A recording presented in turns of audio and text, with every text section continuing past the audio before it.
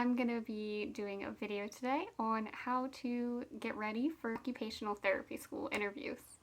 The lighting's going to be rough. I'm in an apartment and we don't have overhead lighting, so I have to use this super bright lamp.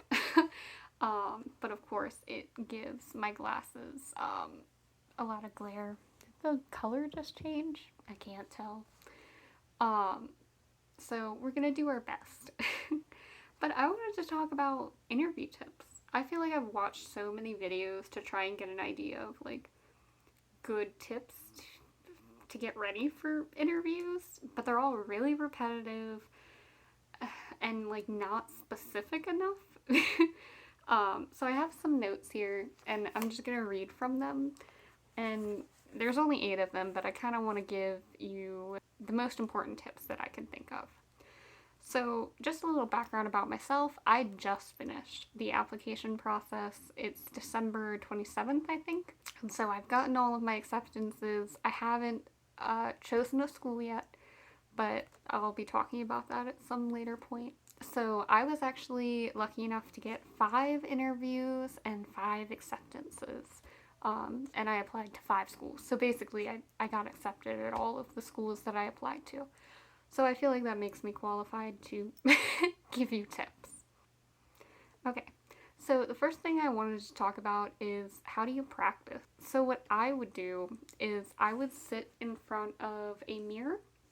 You could stand, but I would just sit in front of a mirror in my interview attire, if I could, with my hair how it was going to be. And I would pull up on my phone. I had like 3 links and I'll put them below. Interview questions. So the first was interview questions for medical school.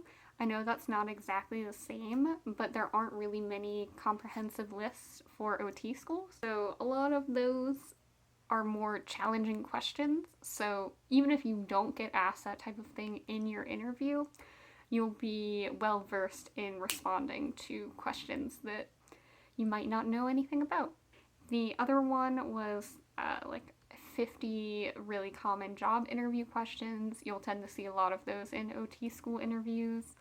And then the last one was a small subset of OT specific school interview questions.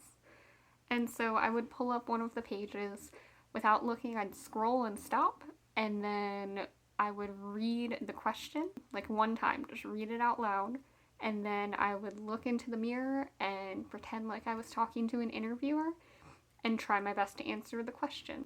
And so that way I could practice kind of that rapid fire, having time to think but still looking professional. You can practice making sure that your face is expressive, all of the things that you want your interviewer to see, you can practice in the mirror. Oh, another good thing to do is to set a 1-minute timer. So I actually ran into this problem in my interviews quite a lot. Most of the time, they only give you 1 to 2 minutes to respond to these pretty complicated questions. So a lot of the other interviewees would end up going overtime or getting cut off halfway through their answer. And most of the time when you're doing that, it's because you're stumbling and others can tell. So practicing knowing that you only have a minute is a really good practice. Now, of course, there will be some questions where it's expected that you go longer. Normally that's when they've looped together multiple questions in one, or if you're alone and you're not in a group interview, which I'll probably talk about a little bit later, what those are, that's when you're gonna have more than a minute. Okay. I have another sheet. I love adding links. They're my favorite. Give you all the resources that I spent so much time trying to find. But I'm going to put below the actual sheet that I would fill out every time I had an interview. So I do it for each school. And it has a bunch of different stuff on it. Some program-specific stuff at the top that you're going to have to change every time. Like looking at what the staff does. Normally they don't ask you about like, all right, what professor's research are you interested in? I wasn't asked that at all, and I applied to both doctorate and master's programs. But it gave me major brownie points being able to say, oh, I want to go to your program because this professor does this. Or if I got that professor as my interviewer, I could bring up, I was really interested in such and such publication or certification. And then I also have on here to reread your application, but um, rereading your applications can be really important because there is such a long period of time from when you apply to when you are sitting in that interview room that you might have forgotten what you said, and it's these people only get to see you for such a short period of time. I said in one of my other videos, one of my interviews was a group interview, so there were 9 other people, I think, and I only got asked 4 questions. Each of us basically had 4 questions, so 4 minutes to convince them that we should go to this school. So you want to make sure that who you are presenting lines up with the application so that they don't have any doubts that they know who you are. My next thing I wanted to talk about is what you should wear, so your outfit.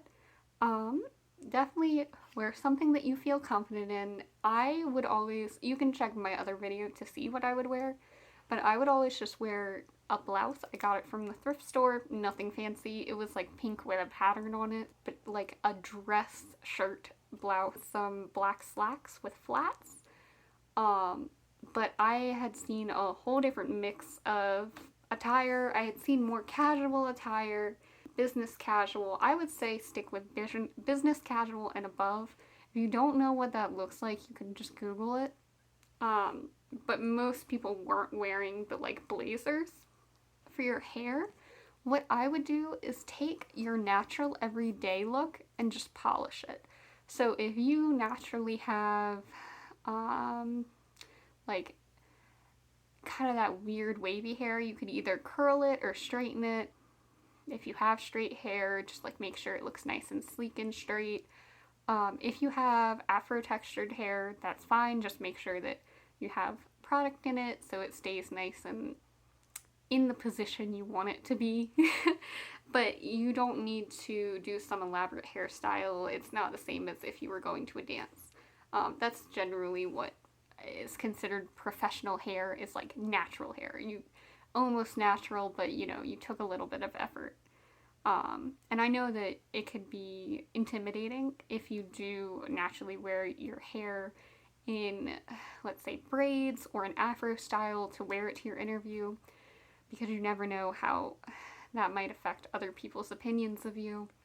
And I obviously don't have experience with that, but I guess, and that's totally up to you and your decision. I will say, if that's gonna affect the way a school grades you, I don't think they deserve you there anyway. But I know that I am very fortunate to have gotten into all of these schools, and for some people, they only get one interview. And so it's definitely, you know, weigh your risks. You shouldn't have to, but yeah. No distracting jewelry. I wear a ring all the time, but if you have like those bracelets that like dangle and make noise, you don't want those. You don't want anything that you're gonna fidget with, so like a necklace is fine, but if you know yourself and you know you're gonna be constantly messing with it, you don't want that. And that's just because you want them to focus on the words you're saying and not anything else on you. No perfume. You never know who's going to have asthma. You can have acrylic nails. I wouldn't go for any outlandish colors. Try to make sure they're more like either glitters or like match your outfit. But I saw people with those. Make sure you're wearing shoes that you can walk in. That is very important, because almost always if you're going to an in-person interview, they're going to give you a walking tour of the campus. If you're in Zoom, shoes don't really matter. I always wore my slacks anyway, just in case for some reason I had to stand up. You don't want to be that person who accidentally stands up and they're in their underwear. It also just makes you feel more confident. Alright, so the fourth thing I wanted to talk about is specifically for Zoom interviews, which most of mine actually were. I only had one in-person interview. So if you want something to drink, I should have brought it over here. I would get like a plain mug. I literally just had a white mug with nothing on it and pour your drink into that. That way you're not like drinking out of a soda can. It looks unprofessional, even though it shouldn't matter. Um, Having the mug makes you look so much more polished. Um, Definitely think about your background. I just had a plain white wall background. It wasn't here. I was sitting at a desk, so I could sit up nice and straight, but definitely have a plain background.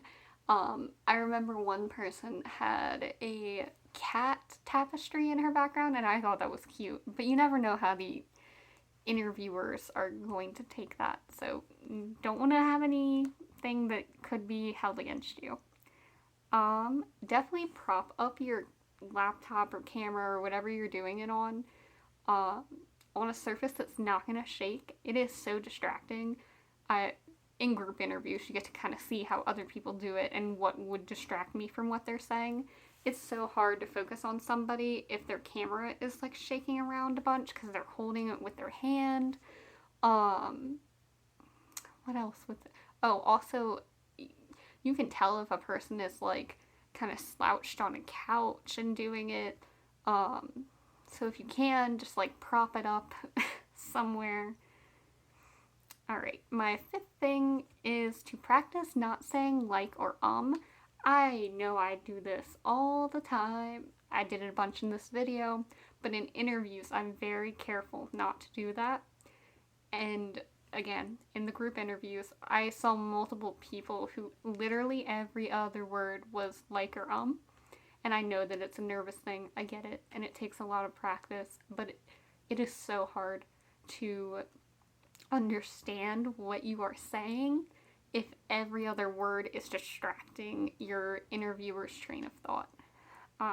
So definitely practice that when you practice in the mirror. Look engaged. This is important in all types of interviews, but is a big thing in Zoom interviews.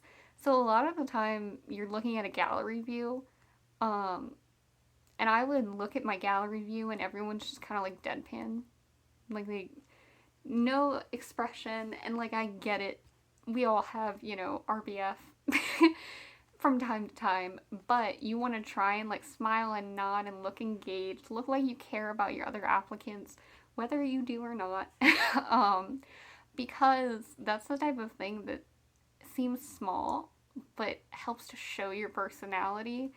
Um, and I think it's nice, and definitely do it in person too. But I feel like it's more easy to do in person because it's more natural. Most people don't think about it in Zoom interviews. Okay, number 7. Don't talk about the other schools you've applied to. I was not asked by anyone in person how many other schools I applied to. I know on one application, supplemental, I was asked how many. I hadn't finished my application at that time, so I just put 1, even though I ended up applying to 5. I think that's a really unfair question. It made me nervous because I didn't know, are you trying to find out like which students want to go here the most and didn't apply to anywhere else? Or is it like, oh, well, who applied to more and so they're taking this more seriously? I don't know. I feel like it's an unfair question, but to my knowledge, the schools can't see where else you apply, so determine your comfort level on that. But anyway, the specific reason I brought this up is that I do remember one person who was talking about why they wanted to go to that school and mentioned something that that school didn't have. So, for example, and this wasn't it, saying, I want to go to this school because you guys use a cadaver lab. And the interviewer was like, we don't have a cadaver lab. And the interviewee responded, oh, I just, so many schools, I've read so many things, it's hard to keep it all straight.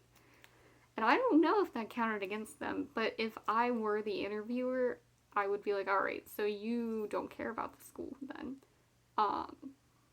Because again, you only get like 4 questions. It's hard to not weigh that super heavily, even if it's a small mistake, because you only see so little of the person. All right, so our last one. What I think is important to keep in mind is that these people know that you are human and they've also been through interviews themselves.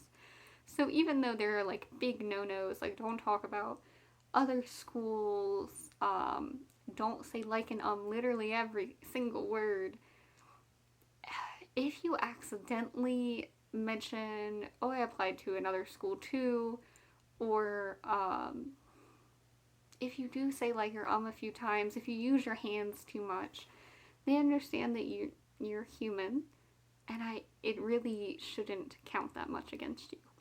So try and take a breather, and just do the best that you can. Oftentimes, from what I have heard from graduate students who have given tours or done Q&As, which is normally a pretty frequent thing they include in their interviews, are student Q&As with the graduate students. If you get an interview, it normally means that your application was good, they really liked it, and they just want to make sure that the person they saw on paper is the same person that they see on interview day. And definitely people look different on paper than they do in person, and for sure they do find people who perhaps are arrogant, or I don't know, I can't think of any other thing you might discover on interview day, but they find people who don't line up with their paper and they don't get in. But as long as you're yourself, once you make it to the interview stage, you can normally take a nice deep breath because you've made it a good part of the way.